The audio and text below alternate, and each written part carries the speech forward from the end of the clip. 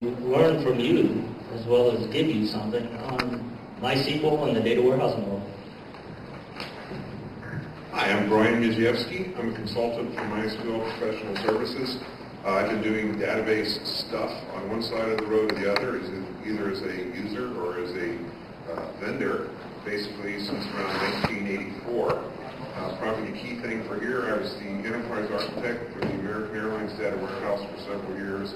And we had, our biggest data warehouse was 14 terabytes. We had 18 billion rows in it. So it's a fair-sized data warehouse, especially since that was in 1990. My name is Raj Chaudhary. I'm the CEO and co-founder of Kickfire.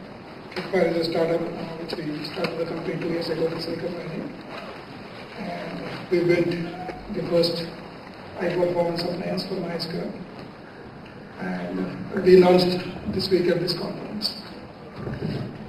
Hi, my name is Victoria Eastwood. I'm the VP of Engineering at InfoBright.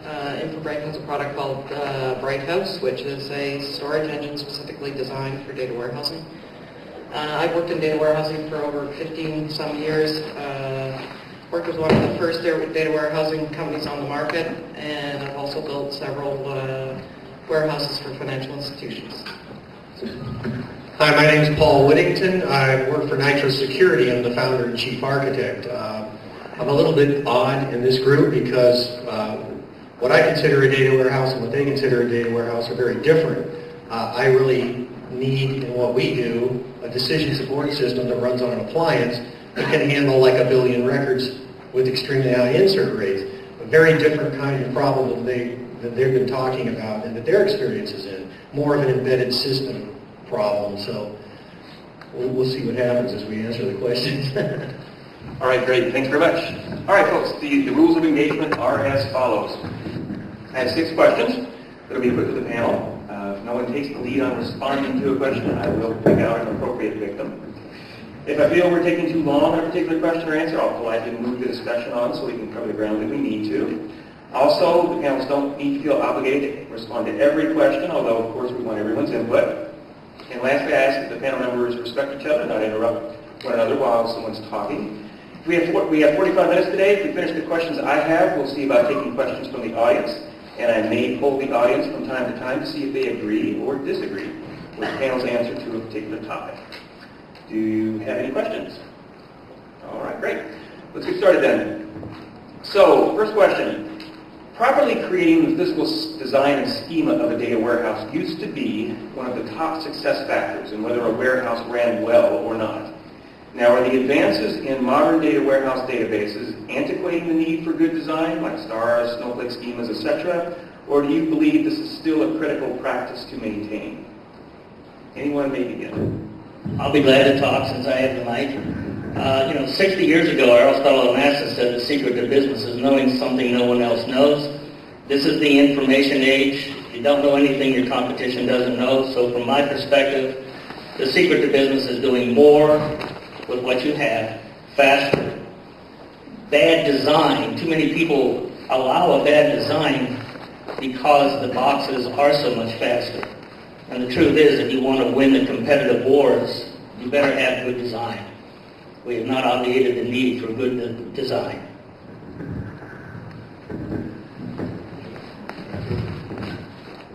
I apologize, you only have one mic. So I kind of a little bit disagree with Jack and respect his experience. You need a data model, you need a schema, for functionality first, right? You have certain business metrics, that's why you deploy the database. So you want to get that first taken care of. But then, the second part is more mundane, which is in terms of constantly tuning the data model that you have to get to performance. And you do that because relational databases may not deliver the performance out of the box, right? And you do that to offload the performance requirements of the relational database. With a very high performing appliance or a database solution, you can defer the tuning project to later, right? Take it out from the critical path. Your process of waiting for reports to come out. As long as it is functional, you're going. At Kickfire, we have taken this extremely seriously, right, to optimize on broad schemas. So you have a crude schema, big, just get going with reporting, right? go surprise your bosses by saying, what they're waiting for 6 months for the first report to come out on data warehousing, give it to them in 2 weeks. And so you want to get going with functional schemas and later on fine-tune that to more fine-tuned schemas. I guess I have a bit of a slightly different perspective. I would say that I would divide the problem into two. You have to do a logical model, and there are various techniques like star schema, snowflakes.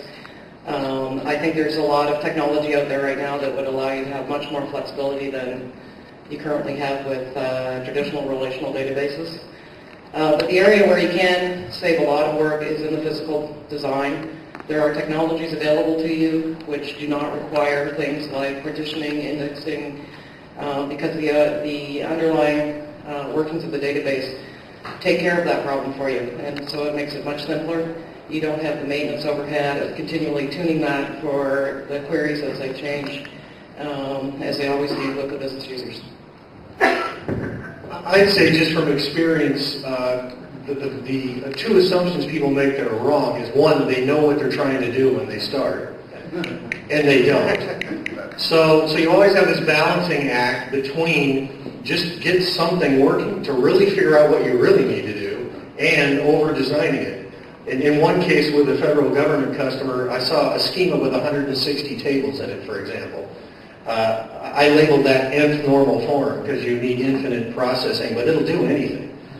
So don't over-design it, but don't under-design it either. I mean, basically, you have to get the experience first and really know what you're doing.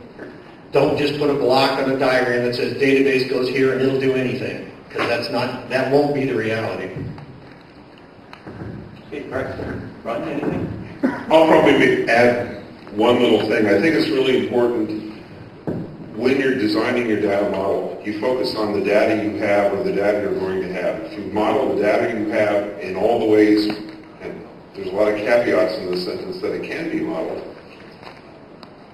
you have a better chance of answering your questions in the future than if you model to your business model, because your business model may change tomorrow. And almost guaranteed, once they start looking at the data, it's going to change. And you don't know what you're going to need tomorrow. You don't know what you're going to need to do with that data warehouse, and they start looking at the data, because it'll change overnight once they first get those first few reports. Okay, great. Thanks very much. All right, so moving on to the next question. As we know, MySQL has various storage engines, have their pros and cons of each. So in the panel's opinion, from a pure technical feature standpoint, and this could be at the storage engine layer, general database, etc., what do you feel are the top 3 to 5 features in a data warehouse database that contribute to the bulk of the overall performance and scalability? From a traditional database, I think you've got to look at partitioning. Data compression is big, and probably a third one would be either bitmap indexing or columnar storage, which are similar in concept. I think there's different features for different applications. The world of data warehouses is changing. The web is driving new types of data warehousing. The volume is going up. With some websites have traffic, you look at the web logs, you're looking at hundreds of gigabytes, a terabyte of data a day that people want to do analysis on somehow. I don't think there's a standard feature you can say in the storage engines of today that's going to be important as new features are going to come up in the next couple of years. I think the big thing that's happening right now is we're seeing a lot of extremely interesting new technologies. The InfoBright, Nitro, the things they're doing, Kickfire, it's new and different. And I think it's really focused on what we need to do today, and I think picking something out right now will change next year. And so I think probably the most important thing is flexibility. It needs to be easy to change to meet the requirements of the future. So designing a database or the database kernel for data warehousing is completely different from doing it for OLTP. Like the 101 on OLTP is like for transaction processing is you need to have a concurrent query. That means multiple users come, and MySQL does it very nicely. I mean, there's phenomenal architecture, it's a thread-based compared to Oracle's process-based architecture. So transaction processing begins with concurrent query. Right? Very similarly, data warehousing, chapter 101 begins with parallel query. Parallel query means that you take a query and run it as fast as possible by effectively using all the resources in the system. Exactly opposite the concurrent query. I have 3 queries for you. 3 users have launched 3 queries. You have 16 cores. You want to take the complex query and assign it 14 cores. You have to take the simple query, assign it 1 core each. That technology is called parallel query. This is fundamental to data warehousing. Okay, and then we go to the number 2 point. Number 2 point is I/O bottleneck.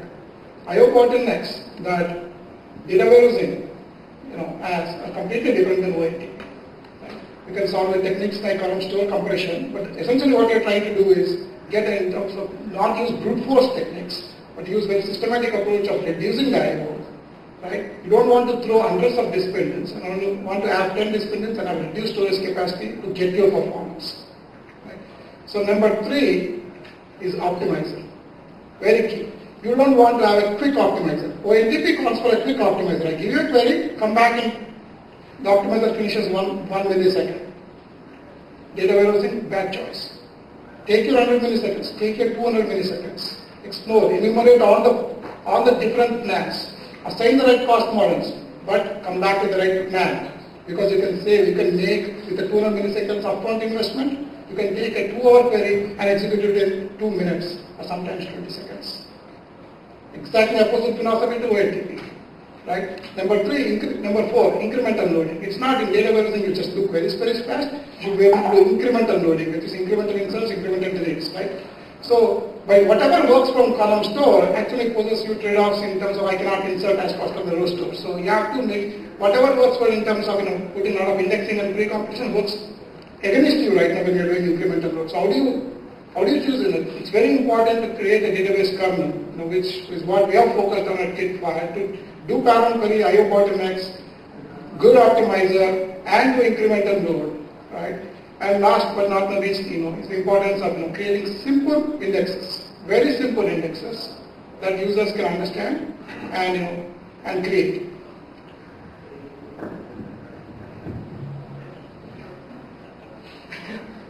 I'm drawing a blank. I would have to say that there are a lot of different technologies out there. They offer a lot of different features. Most of them are really good at solving one sort of problem. So you should really be looking at the technology, looking at trying to divide up the type of processing that you require, whether you're looking at fast load, whether you're doing lots of table scans, or whether you have a bunch of users that just want to do a bunch of really bizarre, unpredictable type queries, because there are different solutions that will meet each one of those, and you'll be much more successful if you can match the problem with the technologies that are available. Yeah, actually, I have to kind of go completely the opposite for what I do from what Raj just said, because in my world, you can't batch load. Everything's coming in real time. You're doing inserts, say 5,000 inserts per second into 800 million records. I need covering indexes for everything because I have to run 35 queries and get all the answers back in a second to do a real-time display. Completely different problem, and yet I still would categorize it as a data warehouse. But it's not an ad hoc researchy type of data warehouse. I know the questions I'm going to get asked, and I know I need the answers very, very quickly, and I got massive amounts of data coming in. How do I deal with that problem? I actually categorize it as a data warehouse problem. And then the way you do that, in our particular case, we have a lot of covering indexes and some very special indexing technology. So whereas a query plan would minimize the amount of scanning and the disk layout would make the scanning very fast, what if you could eliminate the scanning altogether? That's some of the kind of stuff that we do. So I agree with Victoria that there's a lot of problems and a lot of solutions, and I don't recall your name, sir, but you're absolutely right. Everybody has the data. It's who can mash it the fastest and make it meaningful, turn that data into information, right? All right, well, quick poll of the audience. Did the panel miss any particular feature that you are using in the data warehouse, MySQL or otherwise, that you find critical to your success? Anyone at all? Yes, sir. I think there's a large difference between corporate data warehouses of the past and web-based warehouses of the present.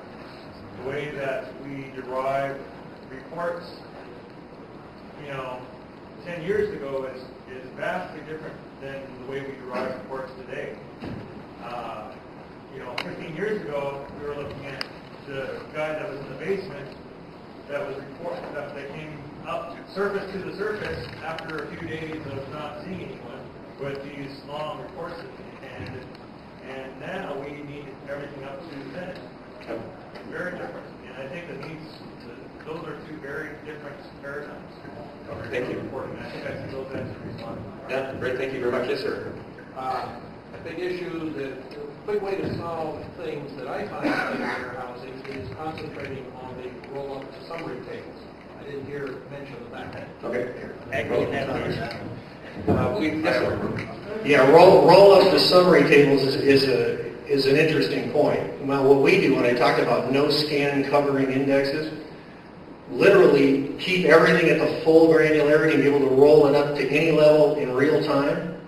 Then you don't have any cubes, you don't have any pre-calculated summaries. But that only works for a certain kind of data, like time series data, for example, is what we deal with, which is a whole other problem. Managing a set of time series data.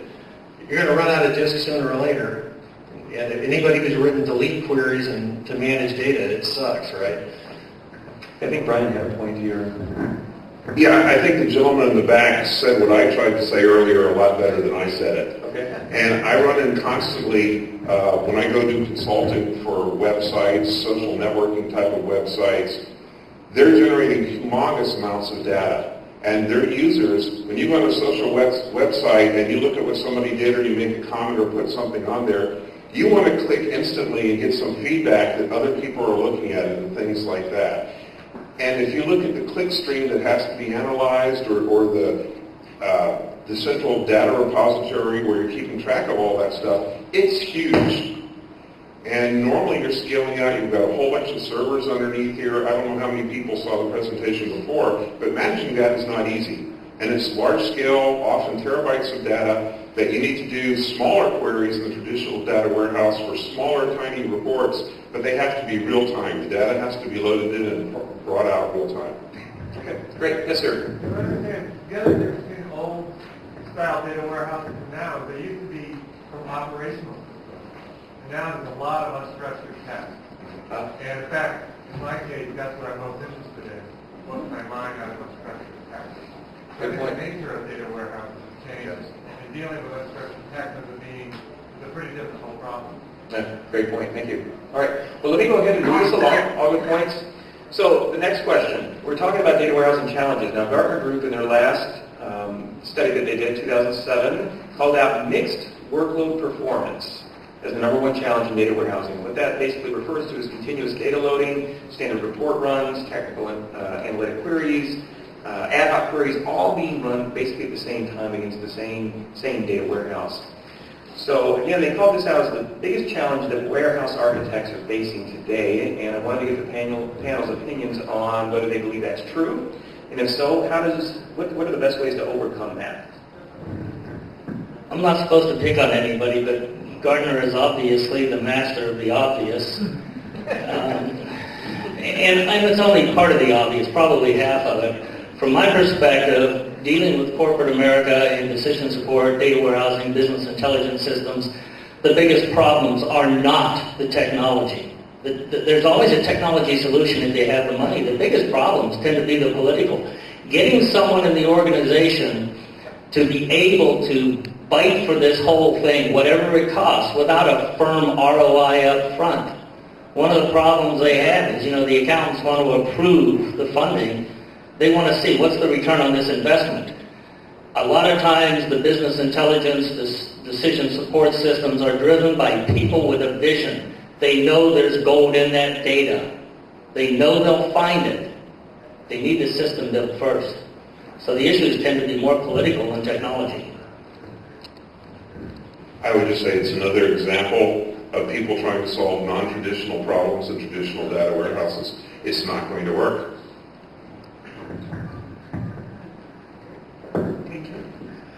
So Gartner's, the way I read the question is that vendors, database vendors,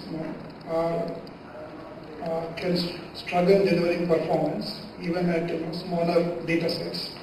And may not, the same database can actually perform when you're doing only one of those 4 types of nodes, right? Only doing like static queries at higher data sets, right? So, and it's very much true. This delivering performance in a mixed workload is extremely difficult compared to doing it in individual workloads. So we're talking about static reports as one workload. We're talking about concurrent data modifications as a second one. And we're talking about ad hoc queries and tactical monad queries. So these are all 4 different things. So if you're trying to build a data warehousing platform and you pick a data warehousing kernel, each one of these things stresses your kernel in a different way. So that means under 1 terabyte, if you're doing all 4 of this, you may have a performance issue. And if you're doing one of them, even at 100 terabytes, you will not have any issue.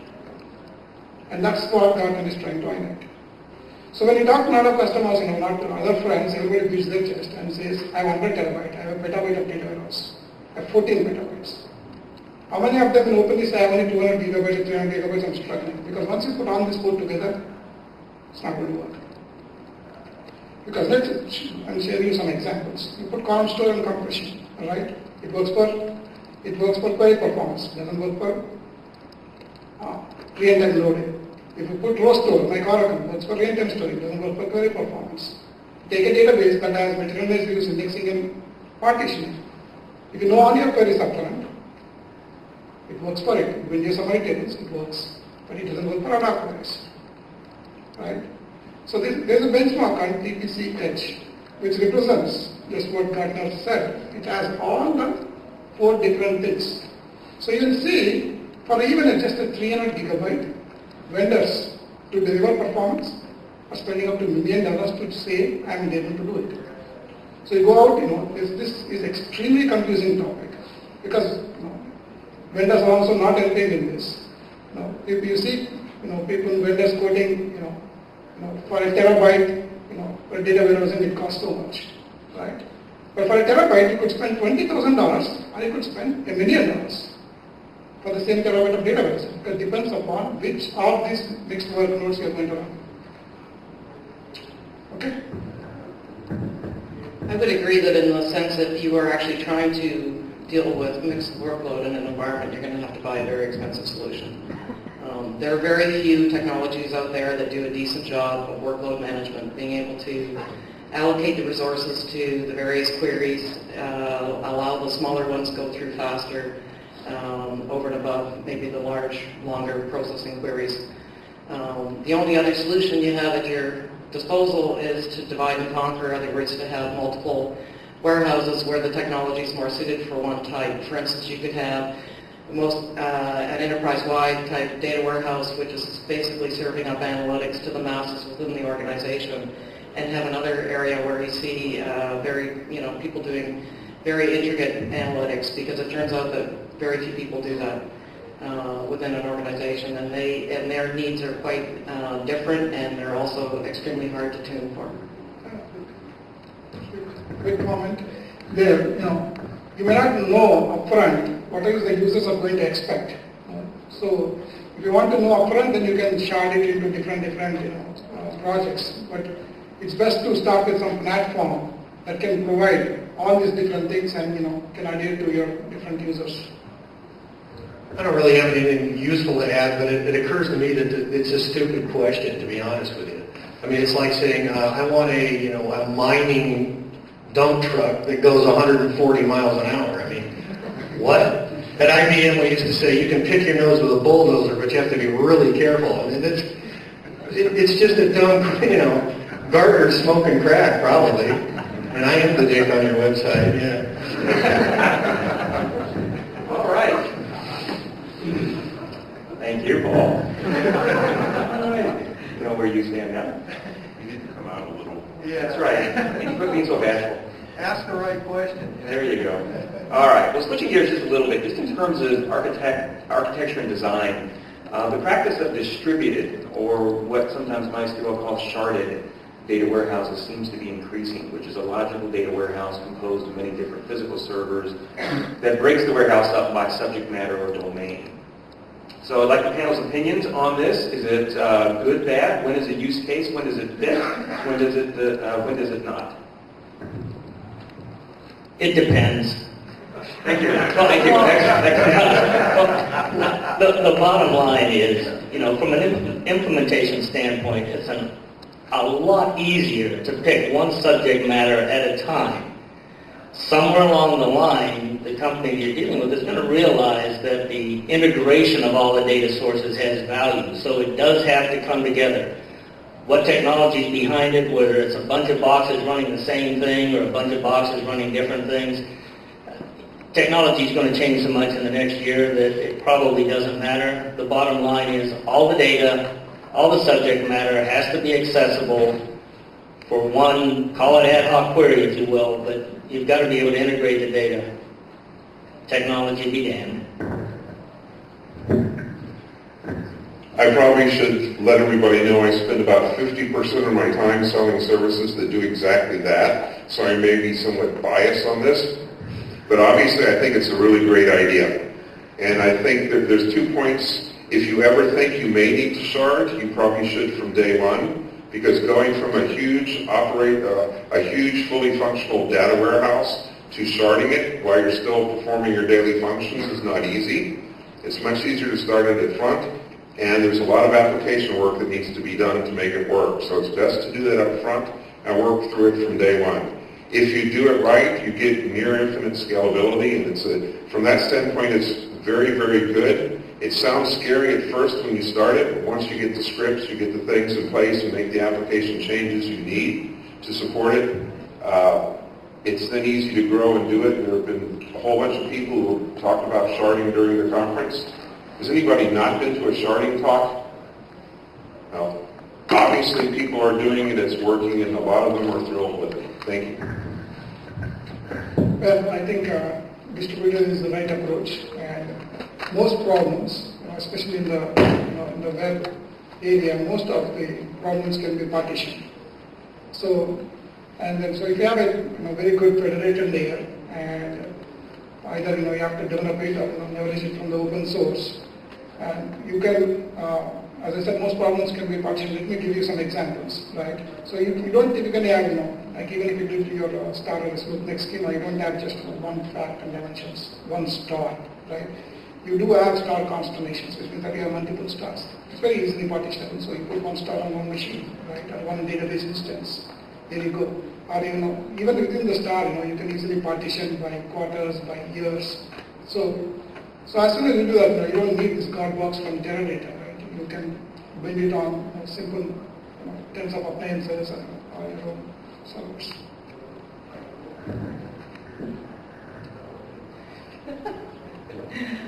Okay, so I think there is some good applications for that, particularly if you can really well define and divide your data. Obviously, the smaller the problem, the easier it is to manage. If you're dealing with 10 terabytes or 2 terabytes, it's a big difference. But there are a lot of cases where that kind of solution is not going to work, primarily because you need all the data together to do analysis. So the sort of sample or example that I can think of is if you're in a services business and you're doing some sort of analytics for different customers, the various customers that you're working for or doing the analytics for, you're not going to share data between those organizations. So in that case, something like sharding would work very well. In another case where you are doing, say, an internal data warehouse to do your own analytics, you need information across the organization and it needs to be integrated together. So in those kind of scenarios, if you're dealing with lots of volume and lots of users, then you might want to be looking at dividing it from a different point of view, more from regular reporting or consistent reporting to the analytic and perhaps even the data mining environment. I don't have anything to say on this subject. My whole world is an embedded world. It's all about scale up. More processors, bigger drives on one little box. Our customers don't even want to know there is a database. So, when you say, oh, just put it on 1,000 machines in the back room, they go, I don't think so. I mean, so I don't deal with that, but I like what they said. All right, great. Thanks very much. All right, another choice that many people have to make today with data warehousing is whether I go with a traditional server setup or an appliance. So So appliance is becoming a popular option now. So I wanted to ask the panel their opinions on this. When is a data warehouse and appliance appropriate, and when do you consider it something to perhaps stay away from? In my practice, I am looking forward to more appliances. The bottom line is the appliance is the new technology that drives the high-speed data access. Appliances are the ones that are able to kind of take a look at the bottlenecks and clean up the processing between each of the bottlenecks, so to speak. I think appliances is the way to the future. The traditional databases for data warehousing, the Teradatas and the Oracles, they're going to hit hard by companies like Kickfire, I think, and NetTeasa and some of the others. Great, thanks. Yeah, I think I agree with that. It makes a lot more sense for a company to spend its effort on its business and not on technology, and having appliances allows you to do that. Of course, I'm going to sample appliance, but let me give you some background. So why appliances, are getting traction in the marketplace, right? So database is a very challenging problem, right? And obviously, when you want to do database, the performance, you want to get the performance is the key thing, right? And the performance comes from database and the hardware resources. Database has certain expectations of how hardware is behaving or configured, right? And so the DBA wants to get the peak performance of the database, but he has to now go communicate with the systems administrator, right? The typical server configuration, talk to the service administrator, go talk to the storage administrator, Hitachi storage or whatever that is, right? Just to find these people and tell them I'm not getting the peak performance, right? This is where appliances, got the most traction, right? So one DB has the power to push few buttons and the entire stack aligns for a response to it. It doesn't have to go across the organization to talk to multiple people, right? And that's why appliances are made. So there's a question of, where they fail. I think they should typically work. Where they fail is in the politics, right? So let's go to this. So what, just like in the first innovation in appliances has taken this, everything is good here, right? But what is bad about this is that if you've taken it, to push the limit, and the pushing the limit is, suppose in your corporations or where you work, you already have a corporate policy of anything greater than 1 terabyte has to go on a SAN. SAN is a storage network storage. Anything greater than 3 terabytes has to be only bought from these 3 vendors, right? So the current implementations of appliances have bundled the storage too. So thereby, we're running in politics of, I have to, not buy or break these things, and then appliances don't fly, right? So we have learned from those mistakes and has implemented an open appliance. So in appliances, again, you have a proprietary appliance, a closed appliance, and an open appliance. Open appliance means you can take your own storage, your own SANs, your own corporate policies, and attach it to the Kickfire appliance. Great. So that's the second generation. I beg to differ. As far as I'm concerned, appliances, 2 things: marketing hype and service. So let's think about it for a second. So if you look at what Colin White says about appliances, he's talking about one place to call. So you get a configured box with the software, you have one place to call, and from a service point of view, that makes a lot of sense. But when you also couple in most of the offerings in the data warehouse solution, you're talking multiple machines, you're talking a whole pile of networking. If that's the kind of solution you're going to go for, then doing it yourself and doing the networking to get that whole environment to work together succinctly is a real challenge. So it makes a lot of sense from a marketing and services point of view to talk about appliances. There are other technologies on the marketplace that don't require that much hardware, and in which case the appliance offering is considerably reduced. I like yours. Do you have a question? Yes, sir. Yeah, so in data warehousing project, we are looking at 2 kinds of expenses, CapEx and OpEx.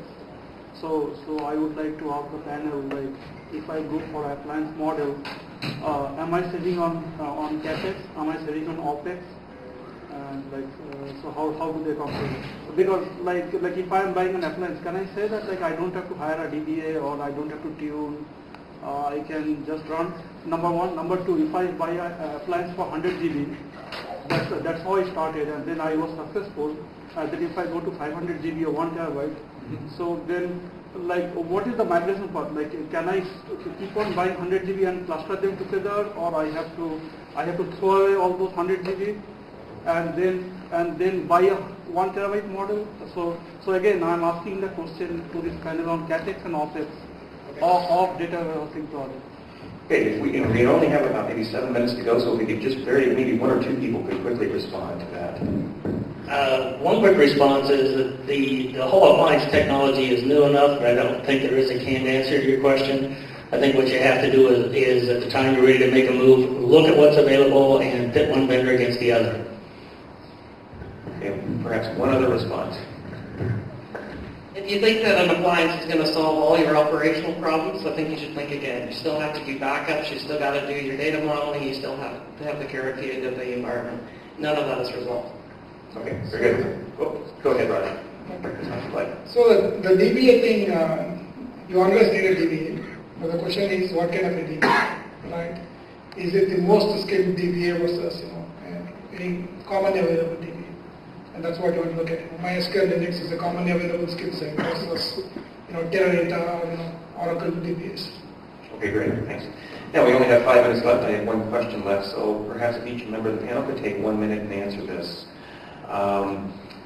Top do's and don'ts. Now, it's tough sometimes to come up with rules of thumb that cover every type of application scenario, but in general, if you could give perhaps your top do's and don'ts for data warehousing, practices you've seen that you just are must-haves, and definitely things that people should steer away from. I'm going to make this quick. Simplicity succeeds, complexity fails. I'll second that. I think for do's, create a logical model because it's the best way to understand your data. And if you don't understand your data, you can't model it, you can't come up with a good solution. Don't make a monolithic model that you think is your final model. Try and come up with a partial model that you can start doing some reporting on so that you can get some feedback as quick as possible from the analysts. If at all possible, create a prototype with a small subset of the data and let people start working on it. Do not go off and do a 2-year monolithic project without getting feedback to the analysts. You've got to have feedback, and it can't be captured pictures from some little graph you build in Excel. I would suggest just take the best price performance solution in the marketplace as a start, and just focus on time to value, right? So as soon as your price performance is good, that means you have incredible performance in the database solution, and the price, right, is cheap. You can afford it, right? 20,000, 40,000, 60,000, whatever. Very affordable price points, right? Not spending hundreds of thousands of dollars or millions of dollars, and get going on time to value. The time to value is that just throw your operational schemas at it, and because there's so much power in appliance, and then you can start doing reporting, and later on go to the conform dimensions, right? Conform dimensions, the full data warehouse. Later on go on to the fine tuning of schemas. Just get your results very fast. So pick that platform that gives you results in 2 weeks and not wait for 6 months. It would be wonderful if I could just go out there, buy a database and solve my data warehouse problem, but I know that that's not the case. My recommendation to you is to look at doing a very small incremental build of your data warehouse. Take as much data as you possibly can, get it organized, give it to your users, focus on one area, the reporting related to it, etc., one piece at a time. You will have much greater success at doing that. And don't underestimate how much work it is to get the data in. It is a huge amount of work. There's lots of cleansing to do. None of the vendors and databases or even ETLs can help you with that mess. So you need to really take your time, take it one step at a time, get some early success, get some wins with your users, and you will have a successful project. That's at least 80% of the real work, if not 95% of the real work, like Victoria said. Absolutely.